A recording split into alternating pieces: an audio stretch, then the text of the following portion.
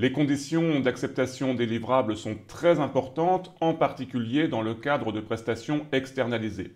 Il s'agit de définir clairement la procédure, les activités, les critères de vérification, d'acceptation, d'ajournement ou de rejet des livrables prévus pour le projet.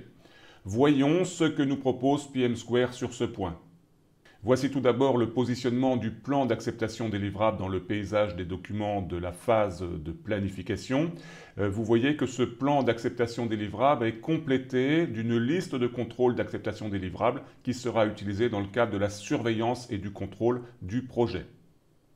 Je vous indique ici les responsabilités qui sont associées à l'élaboration du plan d'acceptation des livrables et de la liste de contrôle associée, avec le comité de pilotage du projet qui est redevable du parfait achèvement, c'est le A de Accountable, et le Project Manager PM qui est responsable de la réalisation de ce document. Je vous indique ici à titre d'illustration des exemples de critères d'acceptation avec des vérifications quantitatives. Vérification d'aptitude, comprenez aptitude au bon fonctionnement de la solution.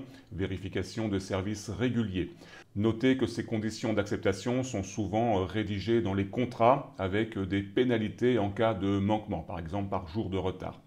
Vous avez ici sur le tableau un exemple pour la fourniture de compte-rendu de réunion Vous avez ici sur le tableau un exemple pour la fourniture de compte-rendu de réunion et d'atelier avec un délai de 3 jours ouvrés à compter de la tenue de la réunion et de l'atelier pour recevoir le compte-rendu et vérifier qu'il a bien été reçu par le client. Et puis pour la fourniture de composants logiciels, des délais assortis à la phase de vérification d'aptitude, ici 20 jours ouvrés, et puis à la phase de vérification de services réguliers, ici 15 jours ouvrés.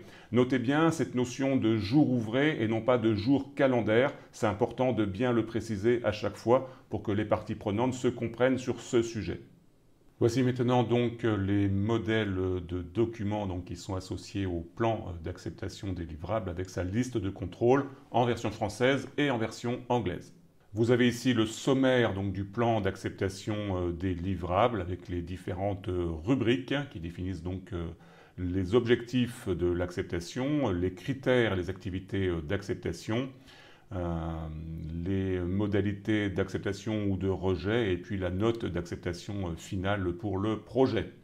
Voici à quoi ressemble la liste de contrôle d'acceptation des livrables avec un fichier Excel avec différentes rubriques concernant la planification, l'exécution, la coordination, la vérification de la qualité des livrables et puis tout ce qui tourne autour de la communication pour l'acceptation.